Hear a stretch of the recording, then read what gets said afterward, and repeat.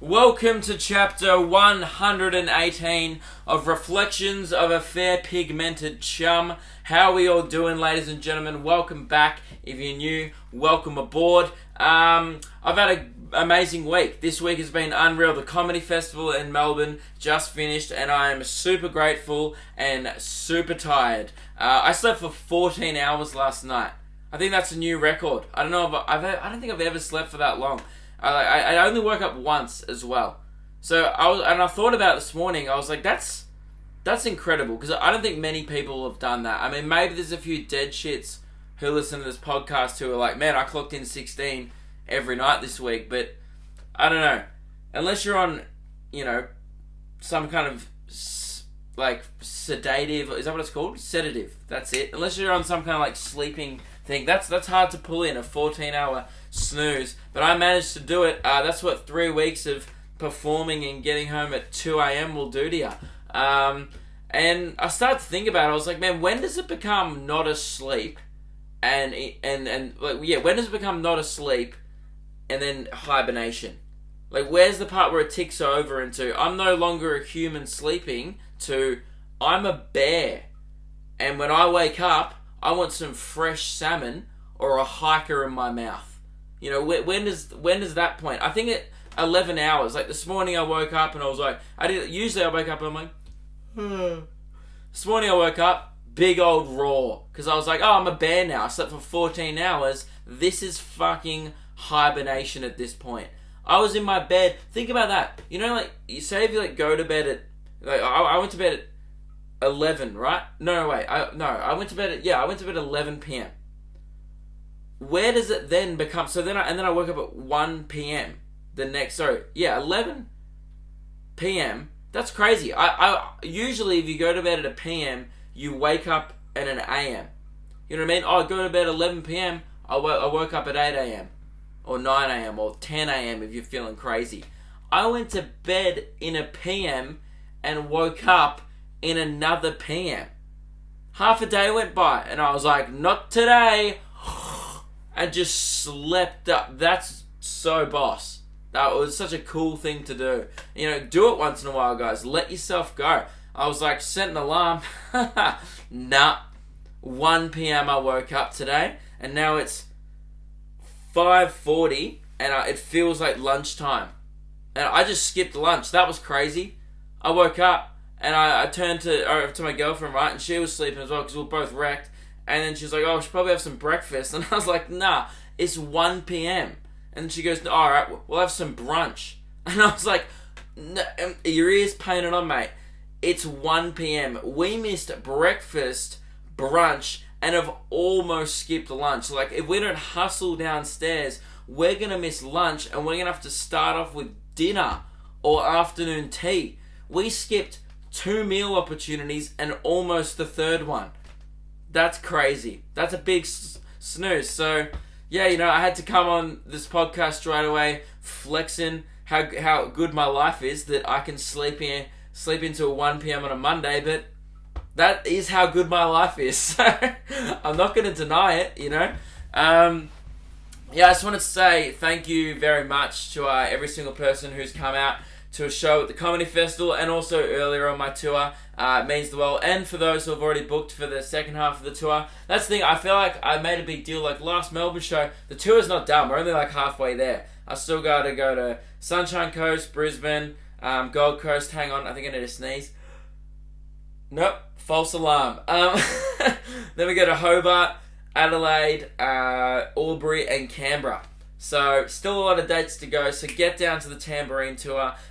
Brisbane is looking fire. We're going to film a comedy special there. It is now turned into, what was originally filming the Tambourine Tour. Then I was like, maybe I'll film the Tambourine Tour and then some extra material, and it'll be a sick show. Now I'm, just filming a full-blown comedy special at my Brisbane show.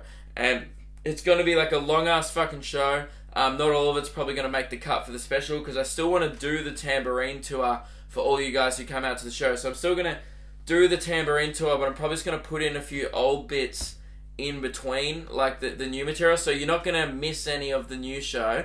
I'm just going to do, an hour 40. And even if you're in the Sunshine Coast show before that, I'm probably going to do the comedy special the night before anyway to practice it. So yeah, there's going to be a few banger shows coming up. And you know what? I've never been to Aubrey and stuff before, so I'll probably just do like the whole thing there as well. So I'm pretty much going to be doing like an hour and a half every single show if I can, if the room lets me, for every single show of the tour. So yeah, if you guys want to come out, that'd be the rest of the tour is just going to be unreal, and I'm super excited. So yeah, it's probably I think I'm in like the best form I've ever been in, stand-up wise. So if you've never seen me before, would love for you to come out and see this year. And yeah, thank you very much for coming to Melbourne. And I was going to come on the podcast today and be like, I've got the best fans, blah blah blah. But you know what? It's more than that. I don't even like to use the word fans. It's lame. It's like, really? Like, your fans, are ya? You know, Justin Bieber has fans. Like, One Direction has fans. Like, they're like, oh my god, and they bring posters. Like, that's a fan. Alright? You can just enjoy something, paying money to go see it, and be like, I guess you're a fan, but, like, you're not a fan. So, I don't know. I just think, you know what I realized? I was thinking about it. What I've attracted is, and what I love about it is, I feel like man, you guys, if you're listening to this, you fucking get it. You get it. You, like, I meet all you guys after the shows, I'm like, oh, these people get it. You know, and you just get it. They're a bunch of people who don't take themselves too seriously. They fucking get it. They're like, yeah, I get you, kidding. You're not that much of an asshole. You know, you're a bloody good bloke, Luke, but yeah, good on you, mate. You guys get it, and I love it. I've attracted like my favorite audience. Like in the past, it's been like 75% of people get it, but there's always been like 25% of the people who come to the shows and because they've seen me from like a You Don't Know Me video or something like that, and they're like, I didn't get why you just did an hour of stand up, but okay. Like there's some people who just never got it in the past, and I'm like, dude, I'm sorry, I'm not wearing the glasses, man. All right, but this year, everyone who comes to the show, you guys just get it, and I appreciate it. So thank you very much for coming out. It's been the most fun I've ever had. The last 3 weeks at the festival was the most successful run I've ever had by far. I almost sold twice as many tickets as last year, which is unbelievable, and I never thought that was possible at the start of the year. So yeah, it means the world. So thank you very much if you came and you brought your friends and stuff. That's the coolest shit. That's what I love about you guys is like, I'll perform to like huge crowds every night, and I'm like, man, like how am I pulling so many people? This is crazy. And then afterwards, I meet all you guys, and it's like 2 of you guys are like listening to this podcast, and you guys have just bought all your friends, which is super cool. And what I love is the friends enjoy it as well. So that's awesome. So yeah, we're building this from the ground up, and it's cool to see you guys coming out and supporting what I do. I got another really cool gift this week. I do apologize to the girl who gave it to me. I have forgotten your name, but she was lovely, and she gave me this framed Memoirs of a White Guy like picture. But what's interesting about it is, it really faintly, I'll hold up to the camera now for those watching, it has every single introduction that I've ever said on the podcast, all 117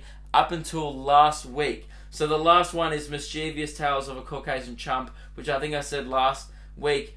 And I'm going through reading some of them, and I can't believe you guys put up with this shit. One of them I said on about, chapter 30 or something, anecdotal narratives of a pigmented fellow. Oh no, that's fine. Historical accounts of a pale western human that produces spermatozoon, which females may be fertilized to inseminate or to produce offspring or something like that. I can't really read it probably because it's my head, but man, and it's even funny. She's written down some of the ones. So like this must have been like in the 70s or 80s. It's about halfway through. She's also written when I've had a hella voice crack. One she's written in brackets, Memoirs of a Chalky Chump, and my voice must have cracked, and so she's written in hella voice crack. It's great. It's a very cool gift. That would have taken a lot of effort. So thank you very much. And that's going to be in the podcast background from now on. I absolutely love it. It's one of my favourite things I've ever got given after a show. So you know what? The Tambo's getting moved over. This is going there. And that's going to be in the background from now on. Let's do it. We're adding to it. This is crazy. So, yeah, thank you very much for that gift. I do like that one. It was one of the coolest ones I got given this week. So, where do I begin? So, obviously, I've already talked about that I've been tired this week, which led to a pretty low point in my life about 48 hours ago. Ladies and gentlemen, I almost fell asleep in a Subway. Now, you'll only hear that on this podcast. Memoirs of a White Guy is the only podcast in Australia that's bragging about that. Look, it's not really a brag, but it is a low point. But man, I'm not gonna, you know, I'm not the type of person. Again, I'm pretty honest. I'm not the type of person to cover up my flaws. If you've almost fall asleep in a Subway while you're ordering, so here's how it happened. I'm going through a Subway late at night, as I do, because this week, by the way, I've only eaten pretty much Nando's and Subway almost every night. And then I had this really spicy chicken, and I'm an idiot. I do this every time, and I think I've told a similar story. I did it last year during the comedy festival. It's before a show, you have about an hour to eat, and I went, okay, what is there in the immediate street that we're on? I've had Nando's 4 times this week, and Subway 3 times. I need to mix it the fuck up. So, there was a Japanese place called Shanghai Master Dumpling. Or maybe, wait, was Shanghai in Japan? I'm an idiot. It's probably in China. Dude, I'm stupid. I'm going to DuckDuckGo this. Hang on. I can't believe I have to do this. I did year 12 geography. Shanghai. Just, how do I spell it? Dude, I did year 12 geography. If my geography teachers saw me DuckDuckGoing, great, it's in China. I'm next level dumb. And I'm glad I checked it, because I would have got 50 messages going, oh, you dickhead, Shanghai Master Dumpling is a Chinese restaurant. I don't know that shit, alright? I see writing that I don't understand. I see a dumpling on a wall, and I'm like, yeah, it's Asian food. You know what I mean? It's not Vietnamese, or it's not Indian, but they're not Asian, whatever. I'm just like, it's different to Subway. So I was like, alright, let's give this a go. So I'm looking at the menu at the front, and you know how like they kind of always want to hustle you into their shop? Me and my girlfriend Meg, we're looking at the menu, and I'm standing there, I'm just like, I'm like, I'm probably going to get the crispy chicken. And I was like, I don't know, maybe. And then they had spicy crispy chicken, and I don't like spicy food. Why? Because I'm a fair pigmented gentleman, and it doesn't agree with me or my taste buds. My mouth rejects anything above a lemon and herb sauce at Nando's. I won't even go mild because it's a lie. It always is, and I got absolutely schooled once again. It's particularly when you go to any sort of Asian restaurant. The guy came out, and this bloke lied to my goddamn face. He was like, hey, you guys right? I'm like, yeah, we're just looking. And he goes, alright, what can I get you? And he's kind of trying to hustle us in. I'm like, dude, we're going to eat here. Just give me like 3 minutes, and I'll work out what will satisfy and tingle my little white boy taste buds. What's going to really satisfy this Caucasian palate. Alright, so I was like, give me a second. You got a lot of interesting stuff on here. I'm not going to go for the Peking duck. More looking at the noodles section right now, or some rice.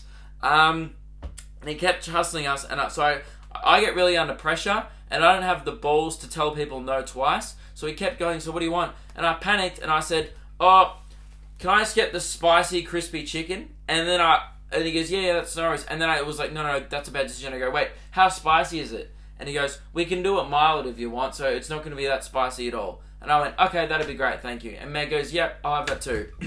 So we go in, pay, wait 15 minutes, get the thing. As soon as he gave it to me, this is before I'd even smelt it. I'm like, oh, is there any cutlery in the bag? Because we're getting takeaway, taking back to the venue. And he goes, yeah, mate, cutlery's in the bag. So we walked out, get halfway back to the venue. He's included 2 pairs of chopsticks. Hey, mate, does it look like I can use fucking chopsticks?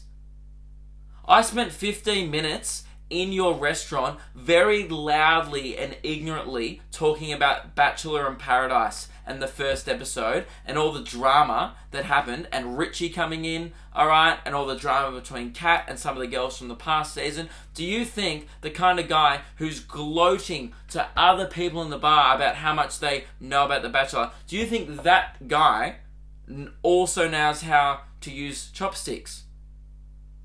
Absolutely fucking not. I've never been trained. I never took I've never read, Chopsticks for Dummies, or I never took a class in high school like Chopsticks 101.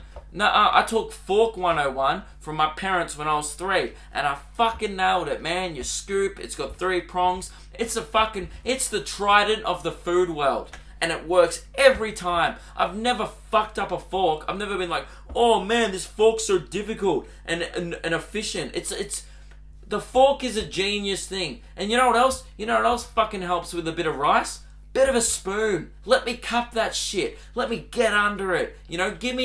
Look, fork, anything. You know what I bloody love? I bloody love for any type of Asian food. Dude, if I'm having rice and they give me a plastic spork, it's the best of both worlds. It's the Hannah Montana of cutlery. I tell you that much, man. And then he goes, yep. He goes, yeah, cutlery's in there. So I look in, 2 chopsticks. So I'm like, well, do I go back? And Meg's like, no, we can't go back now. We're going to be backstage at your show. The door's going to open soon, but you're going to have to eat with chopsticks. So I was like, I'm not going to be able to finish it with chopsticks because it takes me 4 times as long. Then it's going to get cold. Now, remember back to the start of the story when I ordered a mild spice. I'm thinking, great, I'm going to eat this mild, spicy curry with my chopsticks. And we only had half a bottle of water with us backstage at the time. So, pulled it out. As soon as I opened the plastic lid of the takeaway food, I was thinking, I can see the chili and I can smell the heat. You know when you can smell chili and you like it enters the whole room. It takes over the entire space you're in. It doesn't even matter if you're in like a big airplane hangar. And if you put out a takeaway like curry or anything that was spicy, it would just fill the entire area with a smell of, hope you got water. Isaac, Lachlan and stuff, they all walked into the room and they went, that smells hot. And I went, yeah, apparently it's mild. Hadn't had it yet. So I bust open my chopsticks and I fumble around with them for about 3 minutes. I finally take my first scoop, put the mouth in. Tears down my face. Already I'm sweating because I know what's to come. And I know that every single time I do this, I regret it. I think to myself, no, why would this person lie to me? There's no reason for this guy to lie to me. He said it will be a mild curry, and I quote, mild chili, and I quote, not hot. What I've now realized is, there's no such fucking thing as mild. They tell you that to get your $24, and then they give you the change. They bloody having a good laugh on the way out when they don't put in a fork. Then they fuck you off with a couple of chopsticks and a spicy curry, and they think to themselves like, this will be good. I know that they were laughing. I know that the chef has gone, I bet she's gone, can you make it mild? And the chef's gone, are they white? And they both went, yeah, they are. They both are. And they were talking about The Bachelor. And it was probably like, fuck him. And he put in extra chili. And it was so hot. We went through half a bottle of water in about 3 bites. I'm sweating. I have to go on stage in about half an hour, right? I'm just like, I'm a mess. Like, there's a bunch of people backstage because then a few of Lachlan's friends came and I had to be, I had to introduce myself and I couldn't speak and I kept on coughing. I was so hot that I was heaving up and I looked like an asthmatic, and it was the first time I'd met. There was a bunch of people backstage who were hanging out, and I was like, it's lovely to meet you all. And I'm just dying while also trying to eat with chopsticks. And man, it was I should have recorded the podcast. We should record a spice episode where one podcast I just do a bunch of spicy food and have to record a podcast. Oh man, maybe we should do that. This episode 150 needs to be, or maybe even episode 120 in 2 weeks, just the spicy boy challenge. And I just get a couple of other white boys with me and we just eat spicy food. Yeah, it was so rough, guys. So that was, anyway, so this story started with me falling asleep in Subway. So yeah, I eaten Subway a lot this week was what I was saying. But anyway, I mixed it up once and I regret it. So then the next night after this spicy incident happened, I went, I'm not playing games tonight. I know what I need to do. I need to go back to what I know. It's safe. I feel comfortable there. I have my order. So I went in, ordered the usual. Now, if you're a long-time listener of the podcast, You know it already. And I'm not ashamed anymore. Okay? I own it. It's a foot long white bread. But Luke, why don't you do a Tone, Tears and Herbs? I tried it this week and it's probably better, but I don't care. I get white bread because I'm proud of my heritage. Alright? I'm proud of being brought up on fairy bread, alright, Lamingtons, and rissoles and 3 veg. That's what I know, so I'm getting my white bread in Subway. So I get my white bread, my chicken fillet, lettuce, tomato, and mayo with mozzarella melted on. Not even cheddar. I've actually downgraded my cheese to something even more basic. So I went in. I had it in my head. I'm like, gotta order the same thing. And I'm so tired by this point. I have one more show Saturday night. I'm wrecked. Like, I've just... This week, I went so hard. Like, not like going out or anything. Just like, I don't know, just trying to do content. And then I was doing podcasts and stuff during the day. And it was a lot of like 14-hour days. And including the show, and then by the time you do the meet and greet, I'm exhausted at the end. So I go there after my show, and I start leaning. I start doing these ones. I'm like one arm leaning on the glass thing. He's like, oh, what bread do you want? I'm like, just white bread, thanks. He's like, yeah, mate. And he's like, so do you want that toasted? I'm like, yeah, toasted would be great. And then I feel myself going, and I wake myself up. I'm like, oh, sorry. I'm like, yeah, just chicken fillet, mozzarella. And then, this is why I would have been fine if he just kind of gone, yeah, toasted quickly, what, salads, boom. I would have been out of there, and I probably would have only fell asleep on the train. But I fucked up. Well, they fucked up. The toaster wasn't working, so the guy goes, oh, it'll just be a minute. I'm just gonna like reheat up this toaster or something. So I start going, okay, that's fine. So I start putting my hand in my head, and I start nodding off. And then I don't know how long passed. All I hear is, bro. And I'm like, what, bro? He's like, bro, and I'm like, and I was like, and I'm just standing there, and I realized that I fell asleep. I don't know if I did. I assume I did, because I don't know how long passed. It could have been 30 seconds. It could have been 5 minutes. I'm just standing there, and all of a sudden there's like 3 more people behind me in the line. They're waiting. They finally fixed the toaster, and I'm like, oh yeah, just lettuce and tomato, and he's like, is that it? And I'm like, yeah, that's it. And he goes, that's it, bro. And I was like, yeah. And the guy went to himself. He went did this little creepy laugh at the end. He went I don't appreciate that. Do I look like I'm in the fucking mood for your judgment? It's racist. He wasn't white, alright? He wasn't white. He was Indian. Imagine if he ordered what he likes. He orders his bloody curry or whatever, and he's like, oh, can I get that extra spicy? And I'm like, because that's what he likes, right? I don't know, I'm stereotyping, but so is he. Fuck him. So, imagine if he came in, right? I'm in my bloody sandwich, and he's like, oh, can I get my bloody curry? And he orders the most Indian shit ever, and then goes, and imagine if I did that. Imagine if I just went, to his face. Everyone would have been like, you fucking racist. Let that bloke order his curry. I do it. I order the whitest shit on earth, and it's like, oh, you can make bloody fun of white people. You can, because we deserve it. But, God, I wasn't in the mood, alright? I was like, I don't want to be judged for my basicness today. Just one day off would be great. One day of someone going, oh, I get it, I'm simple. And that's me. But I don't appreciate this. No one appreciates that. And I've just fallen asleep in your shop. I've clearly had a big day. The last thing I want after being woken up in a Subway, which is already the lowest point in my entire life, falling asleep in a fucking Subway at like 12:30 a.m., then being laughed at for my order. Then he goes, what sauces do you want? And I go, mayo. And he just smirked as he put on the mayo. He's like squeezing it on, but he's like giggling to himself like, this fucking guy and his basic ass sandwich. You could have made this at home. I know that shit, but whatever. Anyway, so I've had too much fucking Nando, too much Subway this week. I feel like I'm a quarter of a chicken at this point. I feel like you know what it is? You know how like much Nando's I've been having? I burped the other day, and I hadn't had Nando's in 2 days, and I burped like a peri peri chip burp. I was like, ugh, and I tasted it, and I was like, oh, you piece of shit. Have a piece of fruit, you asshole. I just hated myself. It was such a, it was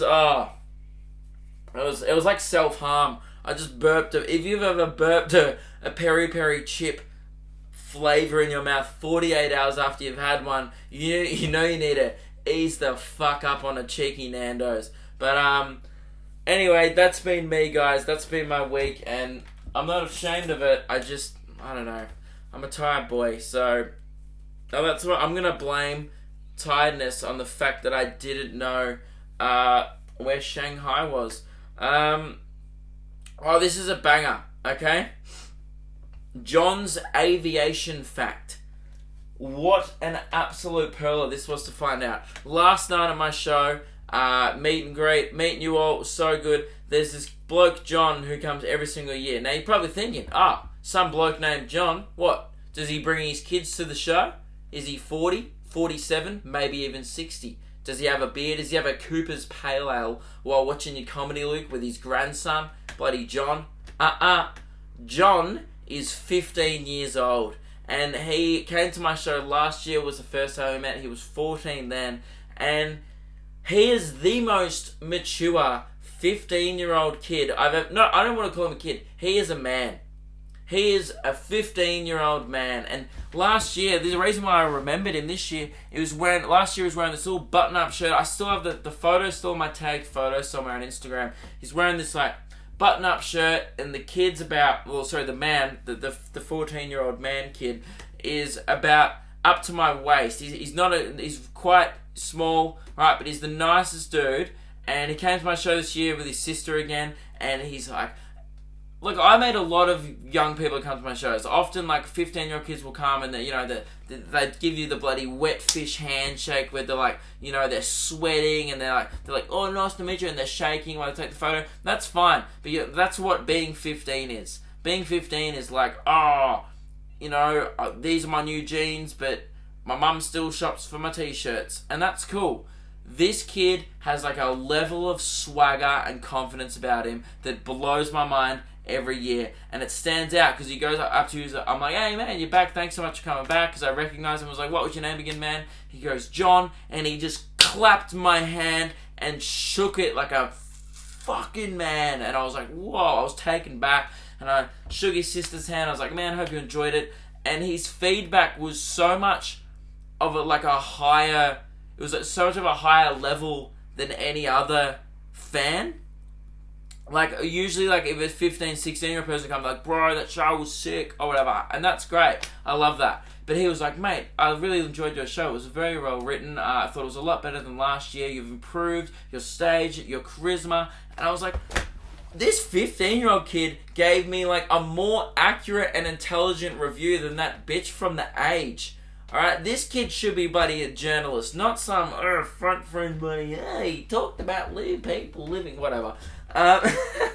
So I was stoked to meet this kid again. Then he starts telling me, he drops an aviation fact on me while we're taking a photo. I have this bit in my show about a plane, and he like corrected something about that. I was like, how do you know that? Do you know a lot about aviation? And he goes, yeah, I'm actually studying to be a pilot. And I was like, you're 15. How are you studying? What are you talking about?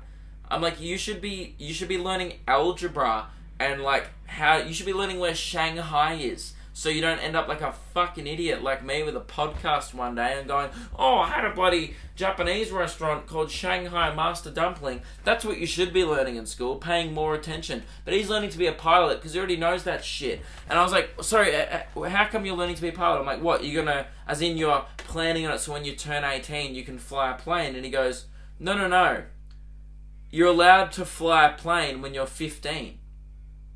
I went, what? He goes, yeah, like small plane, stuff like that. You're allowed to get your aviation license when you're 15 years old. And I went, so you're allowed to fly a fucking plane when you're 15, but you're not allowed to drive a car or have a beer. But you can just go, see you later, bitches, and go, and just fly like a bird. You can be in the sky with a... What? Dude, I didn't even think you're allowed to ride a jet ski when you're 15. I'm pretty sure when you go to golf clubs, you're not allowed to hire a golf buggy when you're 15 by yourself. Yet this kid, yet you're allowed to fly a fucking helicopter? Are you kidding me? How are we not talking about this? Why is no one else talking about this?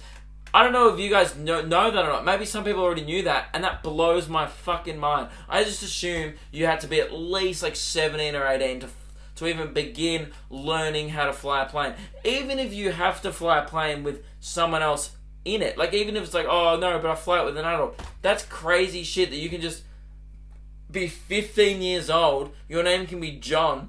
You know what, that's probably right. You're probably only allowed to fly a plane if your name is like John, or like, you know, just like a mature name. I couldn't believe this kid. So that fact just blew my mind this week. So yeah, if you're 15 out there and you want to bloody get up in the clouds, you can, and that's crazy. I don't know what you have to do to get there. I hope it's more than the learner's test when you're driving. It's so easy to get your learners. You do that hazards test. It's like, yeah, I don't know what it is in the other states, but in Victoria, you gotta do the hazards test where it's like a 90s computer generated program where you just click through, like, should I turn out in front of the bus and kill everyone in the car, or should I not? And you tick no, and it goes, well done, here's your L plates, and then you can just drive.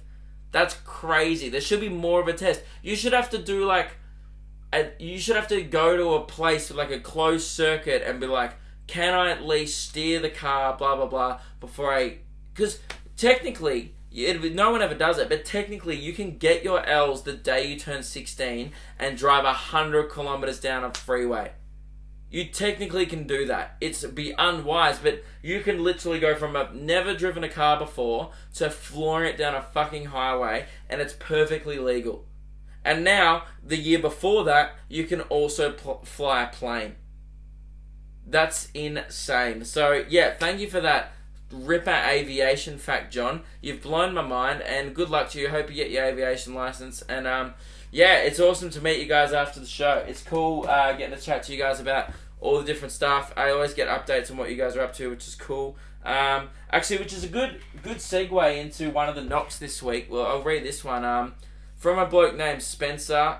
He came to my Sydney show. He also came to my first show last year. He got a very cool text, which I was very excited to hear. He said, hey Luke, my name's Spencer. I just wanted to thank you. A couple of years ago at your You Don't Owe Me show, you pushed me out of my comfort zone. This is my first show in Sydney, and I remember this. You pushed me out of my comfort zone and made me tell my best joke at the time. So at the time, he came up to me in the meet and greet, and he was like, man, I want to try comedy. Do you have any advice? So I was like, yeah, if you want to stick around till the end of the meet and greet, I'd love to have a chat with you about it, because it's, I love doing comedy, and of course, man. So he waited around for about 20 minutes, half an hour, for the meet and greet to finish, and after that, there was a few of us left. It was like, you know, the sound people and a couple of other fans had stuck around for a chat and stuff, and we're all packing up the venue, and so there's only about 6 or 7 of us there, and he was like, oh, I want to do my best joke, but he's like, oh, I don't even know if I can do it. Like, I'm like, what's the joke? And he goes, nah, I don't want to tell you. And I was like, dude, there's a stage here. There's 7 of us here. This is more crowds than most open mics. Let's do a gig. I was like, so we all sat in the seats. I was in the front row. Like, there was like 6 other people. And then Spencer got up there on the stage that I just performed on in my first show. And I like just got him to tell a joke, and I announced him on. We're like, ladies and gentlemen, welcome to stage, Spencer. And then like it was like 6 of us there still, and he performed. And all right, so he said, you made me tell my best joke at the time. Fast forward to the 14th of April. Oh wait, fast forward to the 14th of April, where I will be doing, performing and emceeing in front of 210 people. I just wanted to say, thank you and encourage anybody. Thank you for encouraging me and anybody else out there chasing a dream. It's awesome to go out and do it. That's awesome, man. I'm so glad, because dude, I remember it was a good joke. I forget what you said, but I remember being thoroughly impressed. And 3 years later, he came to my Sydney show this year, and I chatted to Spencer, and yeah, he's still doing stand-up occasionally, which is cool. And man, 210 people is huge. That's awesome. So hope it went well, man. It's currently the 15th of April, so he must have sent that during the week. But yeah, I hope it went well, man. That's cool. So guys, follow your fucking dreams. And also, don't fall asleep in a subway if you take anything away from this podcast. But yeah, that was cool. What else do I want to talk about this week? Oh, sick of being late, guys. Absolutely sick of being late. Punctuality has become a problem in my life, and I need to address it. Look, it's been a problem for years, and I've been living in denial. I'm like an alcoholic, but not with alcohol, just with being late all the time. It's my addiction. I don't know if it's like an addiction or if it's like a thing that's spiraled out of control. Here's what I think the main factors are. I boiled it down to the fact that I don't respect traffic. I don't allow time for other human beings in the world. Clearly, when I plan to go somewhere, I live a very self-centered lifestyle where I'm like, I know how far it is from A to B, and at midnight it takes me 35 minutes to get there when there's no traffic and I'm the only person driving the road. So during the day, it might only take me 40 minutes. And then it takes me like an hour and 10 minutes with bad traffic to get there. I'm constantly running late to shit. And it only occurred to me when I rocked up to a show this week and my mate was there, and he just went, man, why are you always fucking rocking up to places sweaty? It's because I run everywhere. It's because I park my car, and then I'm the guy who's always sprinting through the city. I did 2 or 3 gigs opening for the Fairbairn Boys during the festival, where I spent the entire set just talking about how puffed I was, because I had ran from Chinatown to get there. One night I ran 1.7 kilometers with a backpack on and a camera bag, and while I was running through Chinatown, and I was pushing through people kind of like going, excuse me, sorry, but I'm running full pelt down the street, and someone just goes, oi, are you that bloke from YouTube? And I just didn't turn around. It was so rude, but I was like, nah, he didn't say I liked my shit. He didn't say he was a fan. He just said, are you that bloke from YouTube? And all he's seen is me running with this big backpack. I look like a fucking speedy turtle. I'm running down the street with a big old backpack hunched over, holding my camera gear. I'm like, excuse me, sorry. And that's my life now.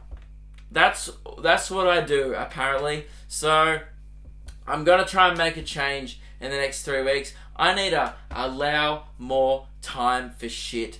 Allow more time for commuting, because it's becoming disrespectful. People expect it now. Like, you know, bloody meetings at the radio station. Oh, sorry, I'm constantly the guy who has to text like, sorry, just finding a park. But I'm not. I'm fucking 20 minutes away. I'm still driving there. You know what I mean? I'll be like on the train and I'm like, oh, just getting off the train now, and I'm 4 stops away. That's my life. It's just lying to people, then going, oh yeah, I got lost on the way, blah, blah, blah. I didn't get fucking lost. I'm not that much of an idiot, alright? I didn't get lost. I just didn't allow enough time because I left late because I was at home bloody like watching fail videos on the internet or something like that.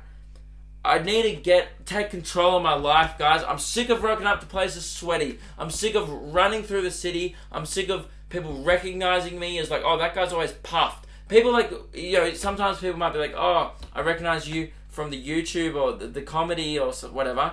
People are going to start being like, oh, like, you know how like you recognize buskers sometimes? You're like, oh, that's the bus guy who's always on that street corner. Yeah, I like that guy. I know I'm about 3 sprints down Swanson Street away from going, oh, that's the guy who just runs down Swanson Street in a manic hurry. He's really sweaty. I know for a fact people are going to be like, oh, sweaty guy's back. Oh, old mate Turtle back with his huge backpack, bolting down the street, late for another appointment. People are going to start recognizing me as being the unpunctual guy. That's not a thing you want in your life, so I'm going to make more of an effort this week to be on bloody time for once. God damn. And yeah, I probably should have looked up an article or something. I don't really, it was just I have another knock actually. Probably should have got up a news article or something. How long have we been going for? 40 minutes. Yeah, look, I just had a busy week. I've just just was eating Nando's all week and being late for shit. So I can't even think of what any good things I have to talk about. I think I've got one more knock I haven't read. It's just the same question. Can you guys stop asking me this question? Like, I appreciate it, but another one saying, hey Luke, just wanted to get some advice on where to start comedy. It's really cool that you want to do it, but and it's cool that like you guys see what I'm doing and it looks interesting or cool, so that means a lot. But yeah, I answered that last week like a couple of times. So if you want to know where to start, go listen to last week's podcast, man, and that would be cool. I answered it there. So yeah, I don't know if I have anything else to talk about, guys. I think that is just about it for me. I hope you guys have enjoyed this podcast. Bit of a shorter one this week. Oh no, I need to talk about the Mount Tambourine thing. So yeah, we're going to Tambourine Mountain. It's called Mount Tambourine, just outside of the Gold Coast. I was weighing up whether to do a live podcast. I got a lot of people saying they would be interested to come and do a live podcast, and a lot of people saying like, oh, when are you doing it? I would fly from interstate, which is very cool and very humbling, but I don't know how it's going to work with getting... I think it's like a national park. I don't think you just bring in a PA system and invite... Like, I don't even know how many people would rock up. That's the thing. I don't want 100 people to show up and then, I don't have a PA so you guys can't hear me do the podcast. What I think I'm going to do, and I think I was thinking about it, I think it's a thing that I might do the first podcast with maybe Meg or something. Like, I've never had my girlfriend on the podcast before, so I might do that, and maybe the first podcast we can have is just us two on a nice lookout up at Tambourine Mountain, hanging out with the Tambo. I think we might do that. So yeah, I don't know. I just don't think it's a thing where if I invite, I don't feel comfortable inviting. I've never even been there. I don't feel comfortable inviting an unlimited amount of people. I don't know how many. It could be 30 people. It could be 100. I don't know how many people would rock up.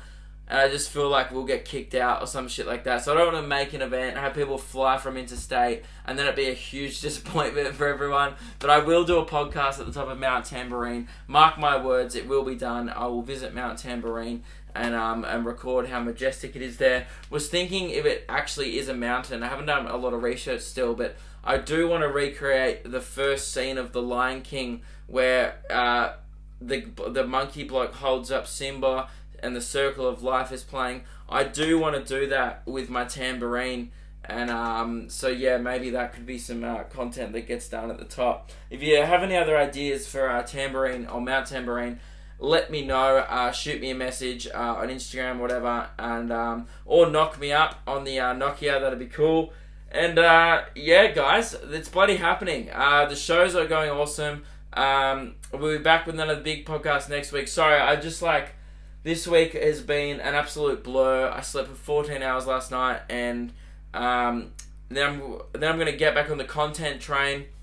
We're going to be pumping it out. So I appreciate you guys being along for the ride. This stuff's getting even bigger. Every week we do it. So keep telling your friends if you like the podcast, if you enjoy the reflections of the fair pigmented chum. I really appreciate that. Leave a review on iTunes. Bloody follow us on Instagram at Memoirs of a White Guy.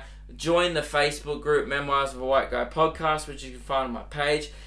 Get amongst it, ladies and gentlemen. Let's keep this show building and growing. And thank you all very much. Have a good week. Shoot me some correspondence regarding the live podcast. And yeah, get tickets to the Brisbane show, the comedy special. It's going to be awesome. I need to think of a name for the comedy special this week. So, hey, have you got any suggestions? I still don't know what I'm going to call it, because we need to call it something different from the Tambourine tour. So, if you got any suggestions of what I should call my comedy special, then I'm very open to it. Shoot me a message or whatever. And, yeah, that will be fun if you guys want to get involved. I do need to know what I'm going to call it. I think I have another 24 hours to decide before they pitch it to all the networks and stuff on Wednesday. So, yeah, it's an exciting time for me. It's really cool that you guys have been getting amongst it. The show is the best it's ever been, and I'm super pumped to do the next shows, which are in a few weeks. Sunshine Coast, Brisbane, Gold Coast, and then Hobart is in May. So get down. I need to fill another like 200 seats or something. I haven't checked the ticket sales, but yeah, Brisbane, let's fill this theatre. Let's make it the best show of all fucking time, and I'll give you guys a ripper show. And it would awesome to have you be there and bring all your friends. So, yeah, thank you very much, guys. Have a good one, and I'll see you next time. Yeet. Oh, I regret that. Goodbye.